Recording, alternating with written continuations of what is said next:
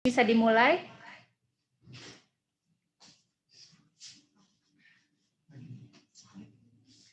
Bismillahirrahmanirrahim. Assalamualaikum warahmatullahi wabarakatuh. Waalaikumsalam warahmatullahi wabarakatuh. Alhamdulillahirrahmanirrahim. Hamdan kasyiron thayyiban mubarakafi kama yuhibbu rabbuna wa yarda. Asyhadu an la ilaha illallah wahdahu la syarikalah wa asyhadu anna Muhammadan abduhu wa rasuluh. Allahumma sholli ala Sayyidina Muhammad wa ala alihi wa sahbihi wasallim. Yang terhormat Ibu Direktur Rumah Sakit Paru Sidawangi Provinsi Jawa Barat, yang kami hormati pejabat struktural Rumah Sakit Paru Sidawangi Provinsi Jawa Barat, yang kami hormati guru kita Al-Mukarrom Al-Ustadz Muhammad Rosyid, selaku Dewan Guru Asatiz Al-Bahjah Pusat, dan yang kami hormati seluruh keluarga besar Rumah Sakit Paru Sidawangi Provinsi Jawa Barat.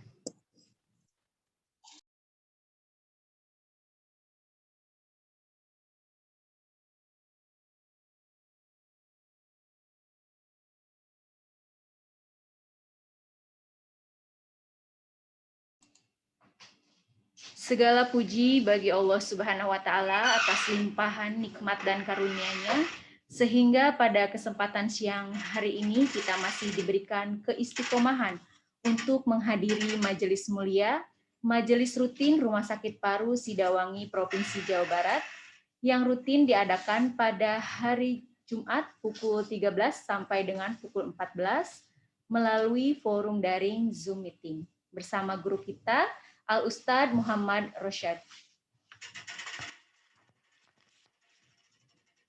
Sebelumnya kami menghimbau fitur audio seluruh peserta agar dapat dinonaktifkan dan mohon tertib tidak mengganggu selama acara berlangsung. Baik Bapak Ibu yang dirahmati Allah Subhanahu wa Ta'ala, untuk menambahkan keberkahan, kita awali kajian hari ini dengan sama-sama membaca basmalah. Bismillahirrahmanirrahim. Mari kita persiapkan hati dan pikiran kita untuk menyimak ilmu-ilmu yang akan beliau sampaikan. Langsung saja kepada guru kita Al-Ustadz Muhammad Rosyid, dengan segala hormat kami persilahkan. Tafadhol Ustadz.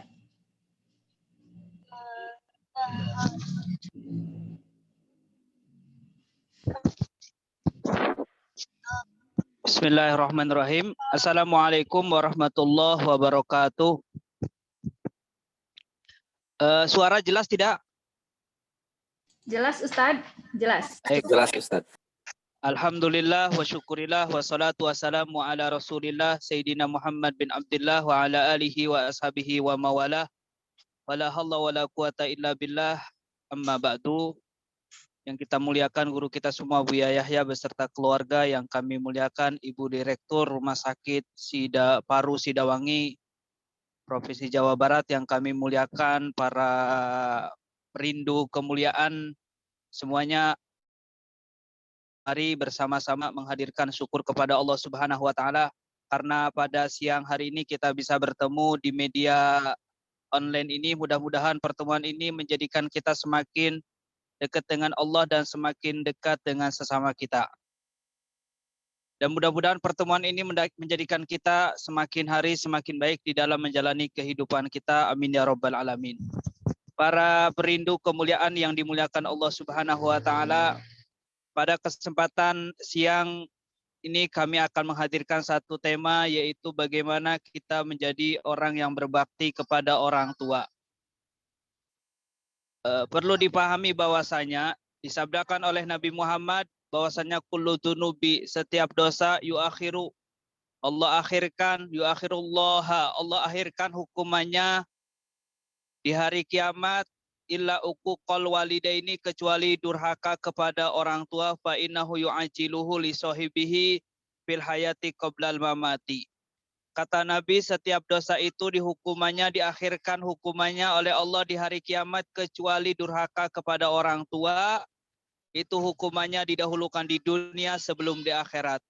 Kalau dia seorang pengusaha, maka ketahuilah tidak lama usahanya akan hancur. Kalau masih tetap jaya, akan dikirim karyawannya yang berkhianat. Kalau masih tetap jaya, akan dikirim istrinya yang berkhianat atau suaminya yang berkhianat. Kalau masih tetap jaya, akan dikirim anak yang lebih durhaka daripada dirinya. Artinya apa? Orang yang durhaka dengan orang tua bakal menemukan kesengsaraan di dunia sebelum di akhirat. Bahkan dikatakan oleh Imam Al-Ghazali bahwasanya kalau ada orang menemukan kesusahan saat ini, tengok ke belakang bagaimana hubungannya dengan orang tua. Jika hubungannya baik dengan orang tua, maka dia akan menemukan kebahagiaan di dunia sebelum di akhirat. Maka mari kita koreksi bagaimana urusan kita dengan orang tua kita.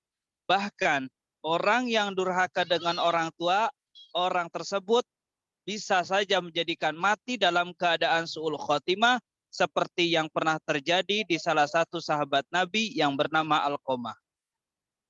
Alqamah kesusahan mengucapkan 2 kalimat syahadat. Ditalkin oleh sahabat Nabi tidak bisa mengucapkannya. Ditalkin oleh Rasulullah pun demikian tidak bisa mengucapkannya. Kemudian Nabi bertanya, masih adakah ibundanya? Dijawab oleh istrinya, masih ada ibundanya saja. Masih adakah orang tuanya? Dijawab, masih ada ibundanya saja. Kemudian Nabi bertanya kepada ibundanya Alqamah, bagaimana hubungan Alqamah denganmu? Katanya. Bagaimana hubungan Alqamah denganmu, wahai ibunda Alqamah? Dijawab oleh ibunda Alqamah, Alqamah jago sedekah, Alqamah jago sholat berjamaah. Akan tetapi aku merasa sakit setelah Alqamah menikah, dia lebih mengedepankan istrinya daripada aku dan aku tidak bisa memaafkannya. Kalau memang seperti itu dengan sebab aku coba maafkan kesalahan Alqamah. Dijawab oleh ibundanya, aku tidak bisa memaafkan kesalahan Alqamah karena begitu beratnya. Akhirnya Nabi menyuruh 2 sahabat Nabi yang bernama Abu Bakar dan Sayyidina Salman Al-Farisi untuk mengumpulkan kayu bakar. Dikumpulkanlah kayu bakar yang begitu banyak. Ketika terkumpul kayu bakar, kemudian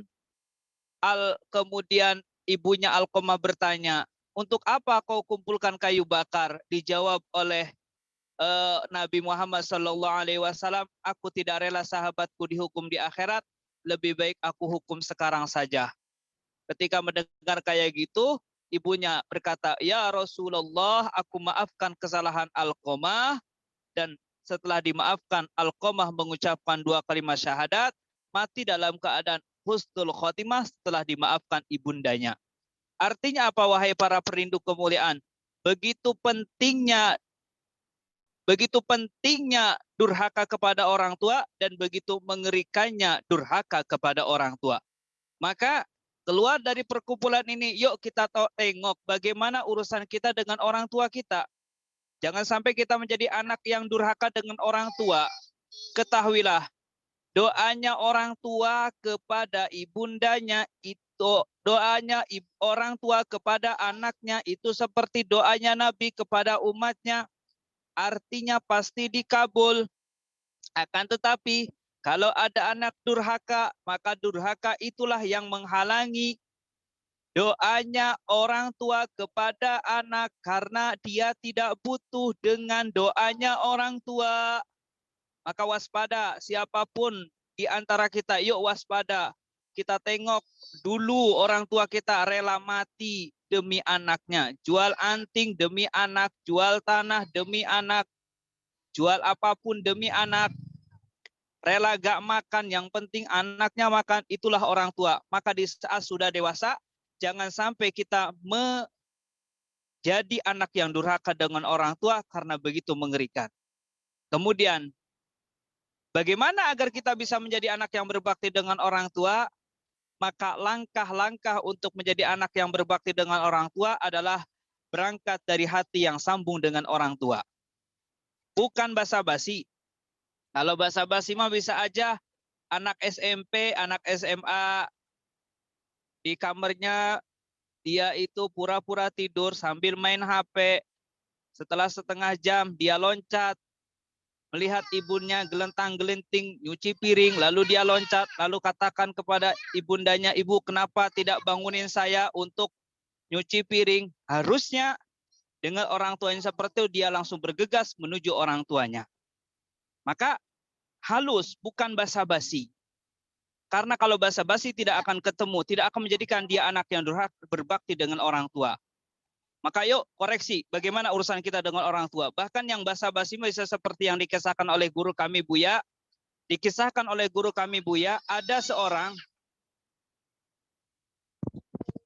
seseorang yang punya ibu lagi sakit. Lalu dibawa ke rumah sakit. Dibawalah ibunya ke rumah sakit dan anaknya ini sukses semua. Ada yang kerja di mana, di rumah sakit, kerja di perusahaan. Pokoknya 5 anak ini berhasil. Tiba-tiba ibunya sakit, dia langsung cuti. Cuti semuanya 5-5-nya. Ada yang pijitin kepalanya, ada yang pijitin kakinya, ada yang pijitin tangannya, dan seterusnya. Gelar tikar di rumah sakit. Tiba-tiba di hari yang ketiga, tiba-tiba ada seorang yang anak kedua menghadap kepada dokter bertanya, "Wahai dokter, bagaimana keadaan ibunda saya?" Dijawab oleh dokter, kalau sekarang hari Jumat, berarti 3 hari ke depan boleh dia untuk boleh pulang. Berarti dia udah mulai sembuh. Mulai sembuh, ngabisin obat terlebih dahulu. Lalu apa yang terjadi? Benar, izin kepada saudaranya, "Wahai kakakku, wahai adik-adikku, izinkan saya untuk pulang. Karena ibu rumahnya lama ditinggal, saya pengen pulang untuk beres-beres di rumah. Untuk beres-beres rumah." Benar, beres-beres di rumah. Beres-beres di rumah, benar. HP-nya dinonaktifkan, WA-nya nggak aktif, Telegramnya nggak aktif. Kemudian pokoknya media sosialnya sudah nggak aktif lagi. Pokoknya pengen fokus bersihin membersihkan rumah ibundanya. Wahai para perindu kemuliaan, lihat. Secara zahir, anak yang pulang duluan itu, anak yang kedua itu secara zahir dia berbakti kepada orang tuanya. Tapi lihat apa yang di dalam hatinya. Ternyata yang ada di dalam hatinya adalah dia menghindari biaya rumah sakit ibundanya. Karena ngerti bahwasanya biaya rumah sakit adalah mahal. Mahal. Akhirnya dia gak mau mengeluarkan biaya untuk ibundanya. Padahal ibundanya hanya selalu memikirkan bagaimana anaknya. Itulah bukan berangkat dari hati. Tapi kalau hatinya sambung dengan orang tuanya, maka dia akan mudah mendapatkan cinta berbakti dengan orang tua. Meskipun orang tua gak baik bukan alasan kita untuk tidak berbakti dengan orang tua, tapi bagaimanapun keadaannya, yuk kita berbakti dengan orang tua. Orang tua kita harus perhatikan. Bahkan orang akan mendapatkan kebahagiaan di dunia sebelum hatta orang kafir. Hatta orang kafir dia bakal mendapatkan kebahagiaan. Bakal mendapatkan kebahagiaan, tapi hanya di dunia saja. Di akhirat dia tidak dapat. Tidak dapat dia mendapatkannya. Tapi kalau di dunia dia dapat, itu kalau orangnya orang kafir. Orang kafir dia bakal mendapatkan kebahagiaannya. Bahkan Alqomah pun, bukan Alqomah, bahkan Uwais Al-Qarni itu dapat salamnya Nabi itu berkat berbakti dengan orang tua. Dia rindu pengen bertemu seorang Sayyidut Tabi'in, pemimpinnya Tabi'in. Dia rindu pengen bertemu dengan Rasulullah, tapi karena di rumahnya ada ibundanya, dia lebih mengedepankan ibundanya. Lalu apa yang terjadi? Ternyata dia pas salamnya Nabi, bahkan 2 sahabat besar yang bernama Sayyidina Umar dan Sayyidina Abu Bakar As-Siddiq untuk minta doa kepada kepada Uwais Al-Qarni, dan Rasulullah sampai nitip salam yang maknanya adalah kalau Rasulullah nitip salam, maknanya adalah dia bakal selamat. Bakal selamat. Maka yuk berbakti dengan orang tua, yuk kita perhatikan. Kita perhatikan. Kemudian yang selanjutnya adalah bagaimana Ustadz kalau orang tua saya sudah meninggal dunia, saya udah tua Ustadz. Masih adakah cara kita untuk berbakti dengan orang tua? Maka dikatakan oleh para ulama, kalau orang tuanya sudah meninggal dunia, maka cara berbaktinya adalah yang pertama, jangan pernah berdoa kecuali bawa doa orang tua. Maksudnya apa? Doakan orang tua. Jadi kalau doa yang panjang, jangan sampai lupa untuk mendoakan orang tua. Dan doa untuk orang tua yang sudah meninggal dunia, yaitu dua yang sangat dibutuhkan. Yang pertama berikan ampunan, yang kedua adalah berikan kasih sayang. Jadi doa yang sangat sederhana, Allahumma gfirli wali walidayah warhamhuma kama rabbayani shogiro. Itu adalah yang pertama. Jadi doanya panjang, minta mobil, minta lapang rezeki, panjang umur. Jangan lupa doa untuk orang tua. Kalau sudah meninggal dunia, cara bakti yang pertama adalah berdoa. Sebab gini, mohon maaf Ibu, Bapak, para perindu kemuliaan semuanya. Kalau kita beli sate, lalu orang tua kita itu ada, masih hidup. Tentu anak yang sambung hati dengan orang tuanya, dia akan kasih orang tuanya sate. Tapi kalau nggak sambung, Masya Allah, kalau sudah nggak sambung nggak akan dibelikan. Tapi orang tua kalau sudah meninggal dunia nggak butuh sate, nggak butuh nasi jamblang, nggak butuh empal gentong, nggak butuh sate, nggak butuh empal gentong. Yang dibutuhkan adalah doa. Itu yang pertama. Yang kedua, cara berbakti dengan orang tua yang sudah meninggal dunia, cara berbaktinya adalah yaitu jika punya amal kebaikan, sedekah ke pesantren, sedekah ke fakir miskin, kemudian sedekah ke tempat kemuliaan masjid yang perlu direhab dan lain sebagainya, maka niatkan pahalanya untuk orang tua. Jadi kalau sedekah, niatkan pahalanya untuk orang tua. Dan ini disepakati oleh para ulama, pahalanya nyampe. Jadi pahalanya nyampe kalau kita sedekah, dan ini tidak mengurangi pahala yang kita sedekahkan. Jadi kalau infak ke masjid, ke musola, niatkan. Saya niat sedekah ini pahalanya mudah-mudahan dihantarkan kepada orang tua saya yang sudah meninggal dunia. Yang ketiga adalah cara berbakti dengan orang tua yang sudah meninggal dunia, cara berbaktinya adalah baikilah orang yang dibaiki orang tua. Jadi dengan saudara harus semakin baik. Jangan sampai terjadi rebutan warisan dan lain sebagainya. Cara berbaktinya seperti itu. Jadi cara berbaktinya adalah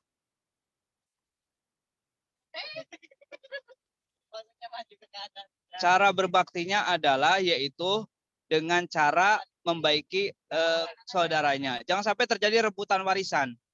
Karena terjadi rebutan warisan, dia sudah durhaka benar-benar amat dahsyat. Makanya banyak terjadi kedurhakaan itu memang di saat orang tuanya sudah meninggal dunia.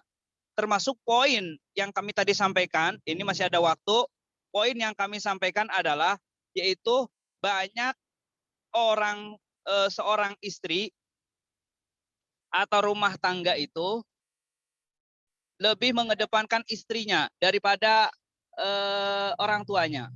Begitu sebaliknya, lebih mengedepankan suaminya dibandingkan orang tuanya. Padahal rumusnya sangat sederhana.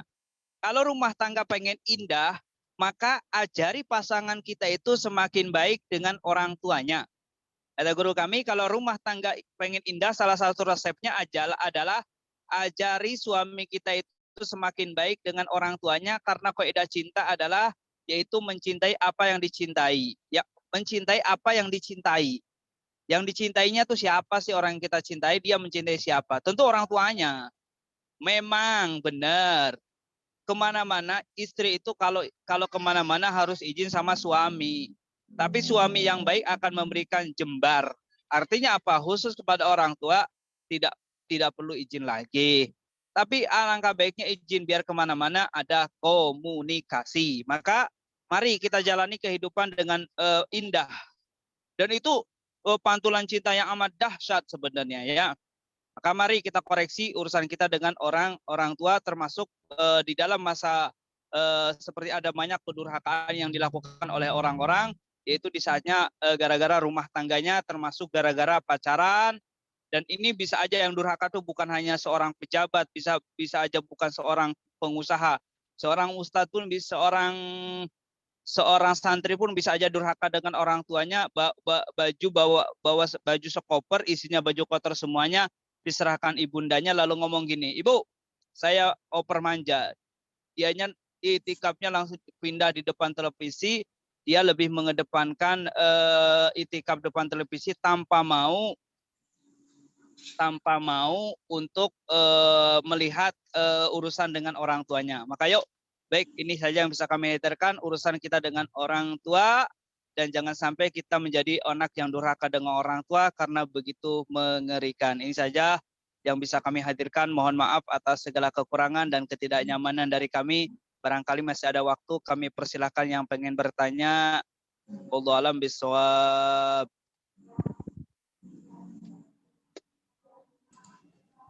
Ya, alhamdulillah, syukron kasyiron kami aturkan atas ilmunya, Ustadz. Semoga apa yang beliau sampaikan dapat menjadi ilmu yang bermanfaat.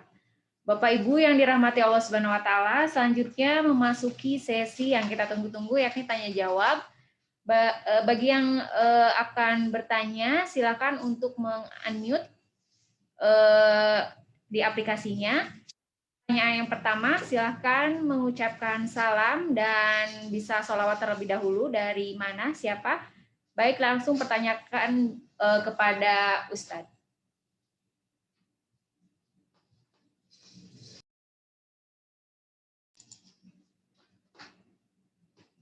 Pertanyaan bisa melalui chat, baik nanti akan saya bacakan.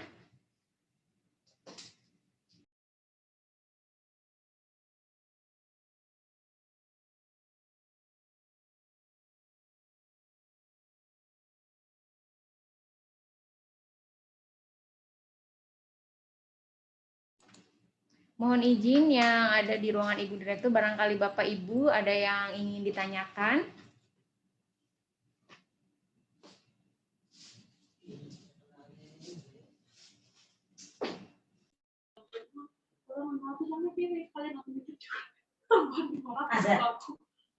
Ada. Apanya? Yang berkeduanya.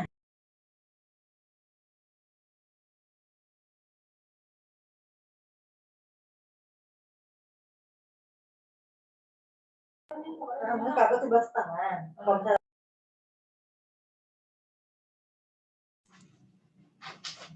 Ya, bagaimana Bapak Ibu, ada yang ingin ditanyakan pada Ustadz? Baik, kalau tidak ada, mungkin Ustadz mohon izin dilanjutkan lagi, masih ada waktunya untuk tausiah.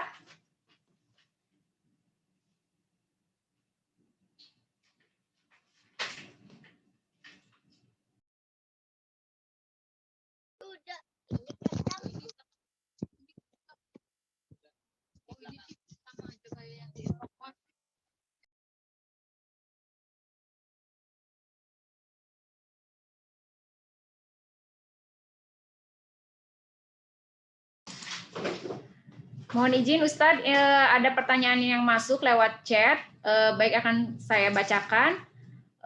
Pertanyaannya, bagaimana cara berbakti kepada orang tua yang jauh di luar kota? Syukron Ustadz, mohon izin dijawab. Baik, pertanyaan yang bagus. Bagaimana cara berbakti jika berada di luar kota? Intinya gini, intinya bagaimana kita sambung dengan orang tua terlebih dahulu. Jika memang ada kesempatan, yang harus kita kedepankan adalah kita lebih mengedepankan orang tuanya. Makanya di saat jauh, coba di saat Lebaran itu siapa sih yang kita telepon terlebih dahulu? Apakah teman karyawan kita, apakah bos kita, apakah ibu direktur kita, dan lain sebagainya. Pernahkah kita menghubungi orang tua? Sebab gini, Imam Hasan Basri itu pernah menangis yang amat dahsyat di saat ibundanya meninggal. Ditanya oleh para santrinya, kenapa wahai Imam menangis? Kata beliau, aku kehilangan pintu surgaku, yaitu yang bernama orang tua. Makanya kalau orang tua itu masih hidup, maka itu pintu surga, itu pintu keselamatan. Kalau kata Abu Hanifah tuh ngomong gini, jimat paling berharga itu adalah satu, urusanmu dengan orang tua. Yang kedua, bagaimana urusanmu dengan guru. Makanya kalau jauh pun yang penting intinya sambung. Jadi kerelaan orang tua, minta ridho. Kira-kira ridho apa enggak? Cuma ridhonya jangan sampai bisukti dengan ketidaknyamanan, dengan keamarah dan lain sebagainya, tapi dengan yang sambung benar itu. Itu masalah jika orang tuanya berada di luar kota. Baik, itu masalah yang bisa kami hadirkan. Wallahu a'lam bishawab. Baik, masih ada waktu ya, kalau nggak ada yang bertanya, masih ada waktu, kami akan jelaskan yaitu tentang masalah fikih praktis. Fikih praktis yaitu berbicara bagaimana menjadi sholat praktis. Jadi gini, sholat itu kan tidak ada alasan orang tidak bisa sholat. Kalau ada orang tidak bisa sholat, maka yang salah adalah ustadznya, bagaimana ngajarinya. Sholat itu tidak bisa berdiri, boleh duduk. Tidak bisa duduk, boleh berbaring. Tidak bisa berbaring, boleh dalam keadaan terlentang. Tidak bisa terlentang dalam keadaan dengan kedipan matanya. Dengan kedipan matanya bisa dengan hatinya. Jadi sholat itu wajib selama memang tidak ada halangan. Cuma kata guru kami, banyak orang meninggalkan sholat bukan karena nantang Allah, tapi karena tidak mengerti mudahnya sholat. Wong ada aja Bu, ya, orang jualan nasi jamblang sholat subuh jam 8. Ada guru kami itu sholat subuh jam 8. Ditanya, kenapa sholat subuhnya jam 8 Bu? Kata Buya, kata yang jualan nasi jamblang, iya Buya, masjidnya jauh. Emang sholat harus di masjid? Mukenanya ketinggalan. Emang sholat pakai mukena? Airnya nggak ada. Emang ibu minumnya nggak pakai air? Wah, akhirnya benar Bu. Yang jualan nasi jamblang itu Masya Allah diajari oleh guru kami wudhu praktis. Wudhu praktis itu bukan wudhu yang menggugurkan, bukan wudhu yang salah, tapi wudhu yang menjadikan digampangkan saja, dikedepankan yang wajibnya terlebih dahulu. Akhirnya benar. Coba kalau wudhu berarti dengan air segelas, air mineral itu Bu yang 1 gelas itu bisa wudhu dengan air segelas. Mana yang segelas mana aja Ustadz? Berarti kalau udah segelas tinggal wajahnya sekali. Kemudian wajah itu kan panjangnya dari mulai tempat tumbuhnya rambut sampai dagu. Jadi kalau wajah itu dari mulai sini Bu, dari sini sampai sini. Telinganya dari ini pentolan sini sampai sini. Ini yang wajibnya saja. Jadi sekali wajibnya diratain. Setelah itu tangan sampai siku-siku, bukan sampai pergelangan tapi sampai siku. Siku-sikunya dibasuh. Kemudian yang selanjutnya yang keempat adalah yaitu rambut yang ada di kepala. Jadi cukup kalau ibu-ibu tuh rambut sampai kepala. Jadi rambutnya yang di kepala, bukan rambut ibu-ibu yang panjang yang diusap ujungnya rambut, itu nggak boleh. Ada salah paham. Kalau haji kan ada namanya tahallul. Kalau tahallul itu kan potong rambut biar nanti bisa melepas kain ihram. Itu boleh meskipun sudah keluar dari batas kepala itu diperkenankan digunting tuh bawahnya. Tapi kalau wudhu nggak boleh, harus rambut yang ada di kepala. Jadi tidak harus buka kerudung, cukup dengan gitu aja diusap, bukan dibasuh, diusap. Kalau dibasuh mah digenangin dulu baru diginiin. Diusap, kalau diusap mah air yang baru, lepas airnya pun nggak masalah, masih ada basah-basahan, tinggal diginikan saja. Dan ini wajibnya hanya 1 rambut yang ada di kepala. Jadi 1 rambut yang ada di kepala. Kalau sunnahnya mah semuanya. Sunnahnya semuanya dan tidak harus sampai kulit kepala. Setelah itu kaki sampai mata kaki. Bukan sampai betis. Sebab ada orang mengatakan sampai betis Ustaz. Salah. Ada guru kami itu salah. Dan ketika kami belajar itu salah. Nah, tidak sampai betis. Cukup sampai mata kaki. Selesai. Setelah itu wudhu, setelah selesai wudhu, akhirnya yang jualan nasi jamblang itu, akhirnya benar. Karena dia pakai kerudungnya cukup dimajuin sini, pakai sini, kemudian tangannya pakai manset. Ya, pakai manset, bukan menset. Kalau menset pola pikir. Tapi tangannya pakai manset. Setelah tangannya pakai manset, ya sudah. Setelah tangannya pakai manset, ya sudah beres. Pakai manset beres, sudah selesai. Setelah selesai kayak gitu, baru dia sholat. Tapi ingat Ibu, Bapak semuanya, kalau bawa barang, tolong barangnya taruh di depan. Jadi kalau bawa barang, misalkan bawa tas, jangan taruh di belakang. Taruh di depan, jadiin pembatas sholat. Jadi kalau ada yang lewat, sunnah untuk menghalangi gini. Dihalangi gini, nanti yang lewat haram lewat sini, kitanya sunnah menghalangi biar yang lewat gak dapat dosa.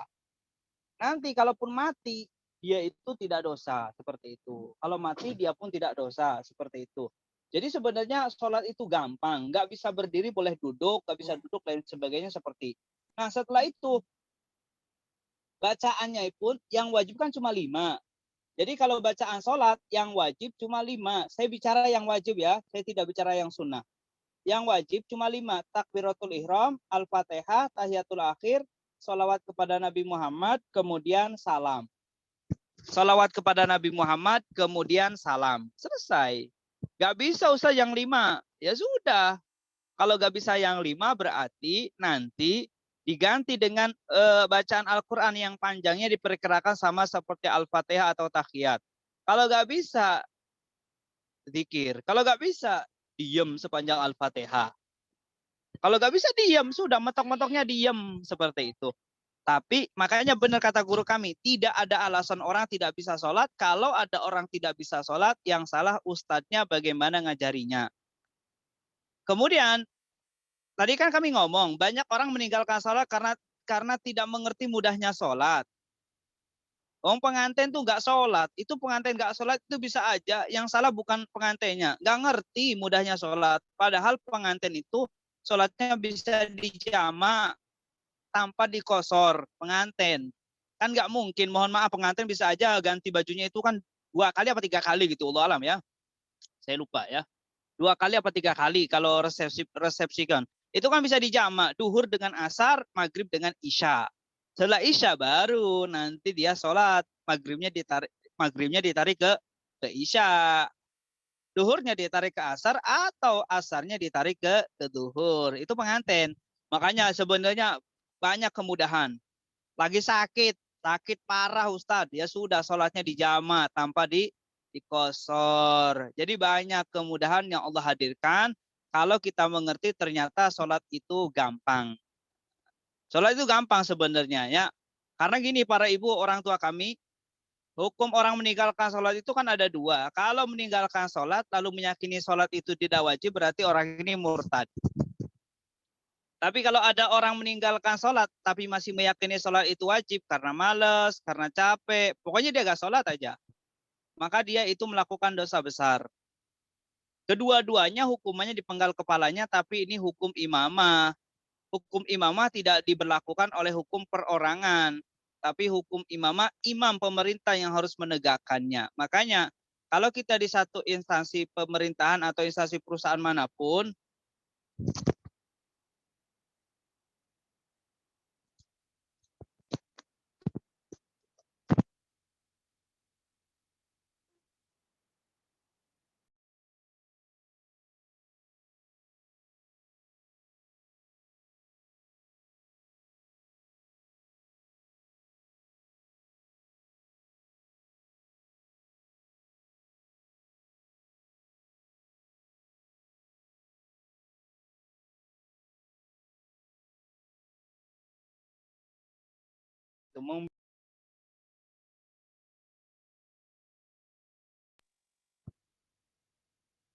yuk kita membimbing bagaimana kita menjadi seorang yang bersama kita sholat. Sebab begini, jangan sampai di rumah itu ada orang nggak sholat. Kalau ada di rumah ada orang nggak sholat, meskipun hartanya berlimpah banyak, tapi kalau nggak sholat, maka nanti itu sangat dahsyat yang menjadikan ketenangan itu tidak didapatkan sebab rahmat Allah dicabut di satu rumah. Rahmat Allah dicabut di satu rumah kalau ada orang nggak sholat. Dulu, Buya itu pernah bercerita, dulu di Al-Bahjah itu dulu nyari tukang itu yang sholat susah. Ada tukangnya sholat, ladainya nggak sholat. Ada ladainya sholat, tukangnya nggak sholat. Pokoknya susah. Akhirnya Buya mendatangkan tukang yang dari mana ya? Dari Cianjur, ya. Buya mendatangkan tukang dari Cianjur untuk bisa sholat. Akhirnya dia datangkan. Pernah satu tempat itu bangun masjid. Pernah mendatangkan tukang yang bangun masjid. Itu ada satu tukang nggak sholat. Akhirnya kata Buya, pokoknya yang bangun masjid ini harus sholat. Akhirnya tukang besi ini, karena yang nggak sholat tukang besi ini, saya nggak kerja sama Buya Yahya kok, katanya. Kata guru kami. Saya kerja sama bos ini, kata Bu ya, kalau nggak sholat, pembangunan masih dihentikan. Akhirnya benar ngomong gitu, diancam, akhirnya dia sadar, dikasih sarungnya lari dan lain sebagainya. Orangnya lari, sarungnya enggak lari, orangnya lari, dia ngumpet di mana, akhirnya benar. Setelah itu sholat semuanya, sehingga pelaturan di pesantren itu tukang yang masuk pondok salah satu syaratnya adalah harus sholat. Harus sholat. Meskipun dulu belum ada santri. Akhirnya benar, setelah itu banyak yang sholat semuanya dan alhamdulillah terjadilah meskipun belum ada santrinya, tukangnya pada sholat semuanya. Artinya pasti ada sebenarnya. Makanya kasih kesempatan orang untuk sholat. Jangan sampai orang itu tidak diberi kesempatan untuk sholat, untuk tidak sholat.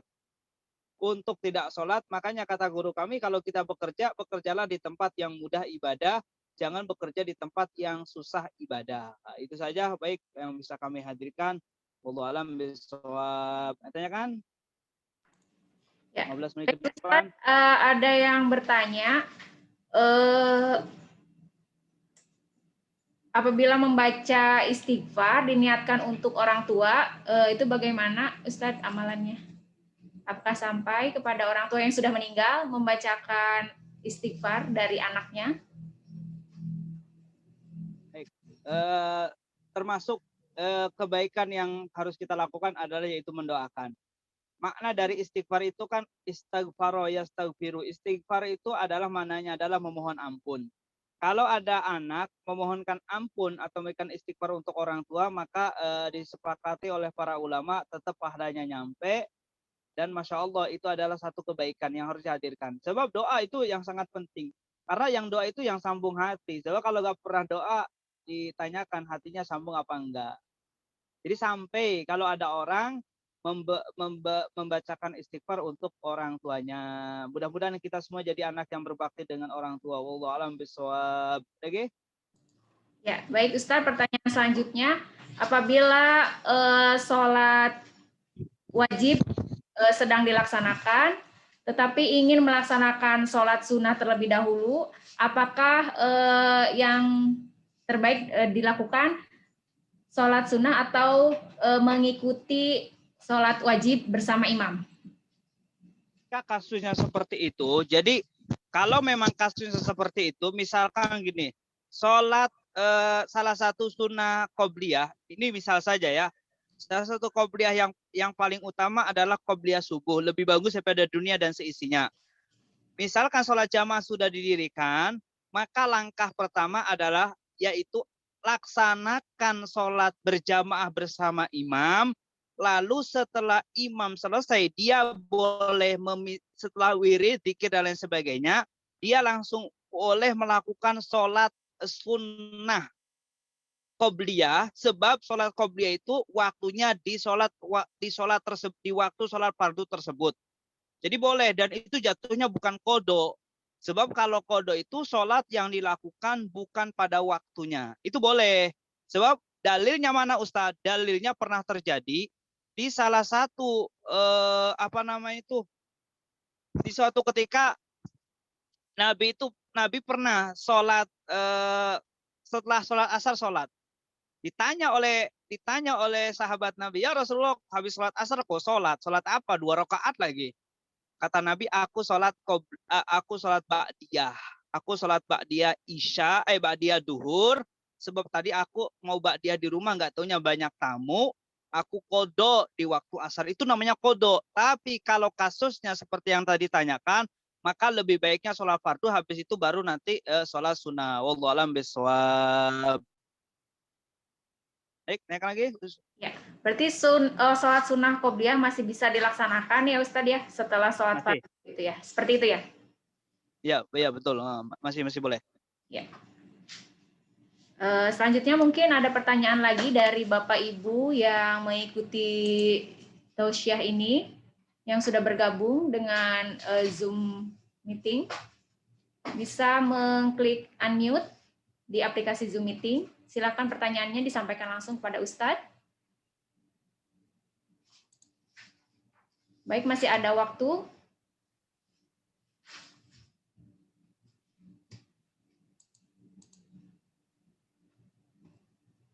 Atau bisa mengirim chat, nanti baik akan saya sampaikan kepada Ustadz.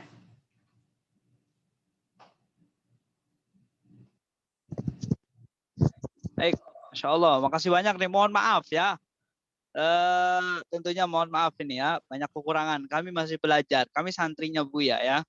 Kami santri dan kami masih belajar. Tentunya kami di pondok ya aktivitasnya.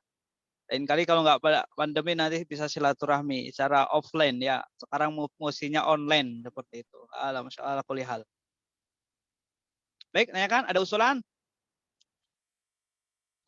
Cukup insya Allah Bu. Kita tutup dengan doa terlebih dahulu mungkin MC atau Ya, gimana baiknya nih? baik Ustadz, bisa dilanjutkan dengan doa keberkahan untuk kita semua. Mohon izin Ustadz untuk menyampaikan doa. Bismillahirrahmanirrahim. Alhamdulillahirabbil alamin. Allahumma shalli ala sayidina Muhammad wa ala ali sayidina Muhammad. Allahumma arhamna wa la tu'adzibna wansurna wa la takhdhulna wa akrimna wa la tuhinna wa afina wa la tumritna wa athirna tuthir alaina innaka ala kulli syai'in qadir. Allahumma ighfirli wa li walidayya warhamhuma kama rabbayani shaghira. Allahumma arhamna walidina. Allahumma arhamna walidina. Allahumma ya Allah, tambah kecintaan kami kepadamu agar kami mudah melaksanakan perintahmu. Tambah kecintaan kami kepada kekasihmu Nabi Muhammad agar kami mudah melaksanakan sunnah-sunnahnya. Tambah kecintaan kami kepada orang tua kami agar kami mudah patuh dengan nasihat orang tua kami. Tambah kecintaan kami kepada guru kami agar kami mudah patuh dengan nasihat guru kami, ya Allah. Dan ya Allah, jauhkan dari kami durhaka dengan orang tua kami, ya Allah.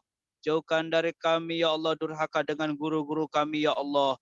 Dan ya Allah, jauhkan dari segala maksiat, ya Allah. Ampuni dosa kami, ya Allah. Panjangkan umur kami dalam keadaan sehat walafiat, ya Allah. Panjangkan umur kami dalam ketaatan dan sehat walafiat, ya Allah. Ya Allah, jauhkan dari kami wabah, ya Allah. Ya Allah, angkat wabah yang menimpa negeri ini, ya Allah. Ya Allah, yang sakit, ya Allah, di antara kami atau di antara saudara kami, cepat beri kesembuhan, ya Allah. Yang punya hutang, mudahkan bayar hutang.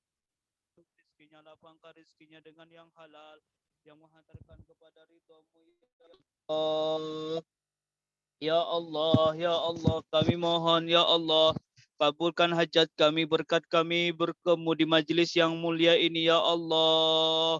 Jika ada hajat kami, ada yang ingin menikah, ya Allah, kirimkan kepada mereka pasangan yang dibanggakan oleh kekasihmu Nabi Muhammad, menjadikan mereka mulia di dunia, mulia di akhirat. Yang sudah menikah, ciptakan keindahan dalam rumah tangganya, ya Allah.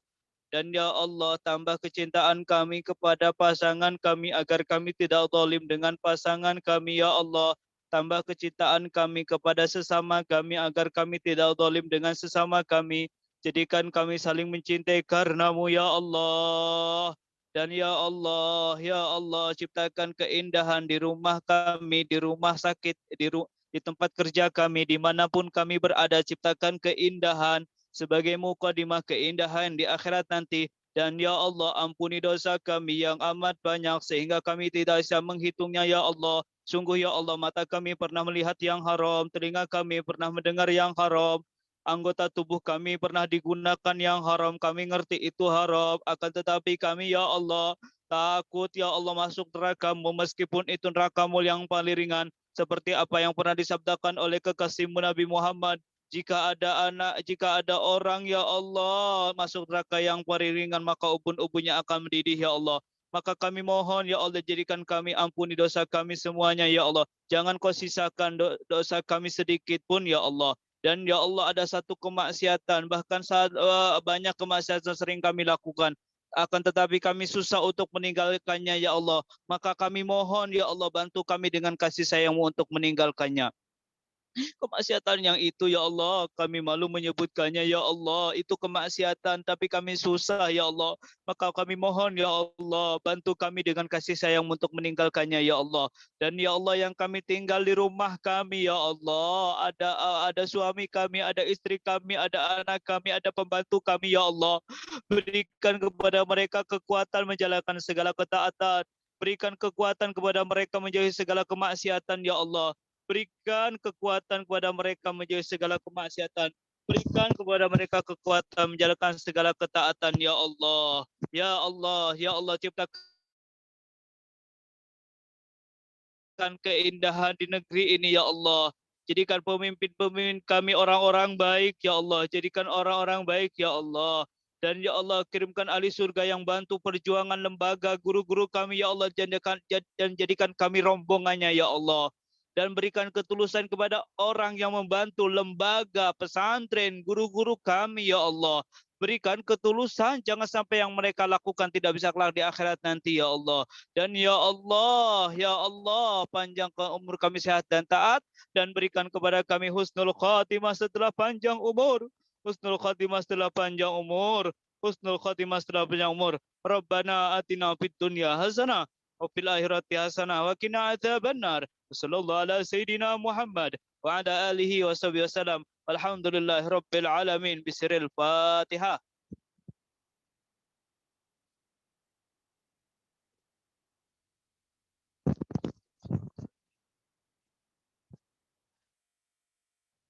Baik, syukran, mohon maaf Ibu Direktur dan lain sebagainya. Semuanya, mohon doakan kami semuanya atas segala kekurangan kami dan ketidaknyaman dari kami.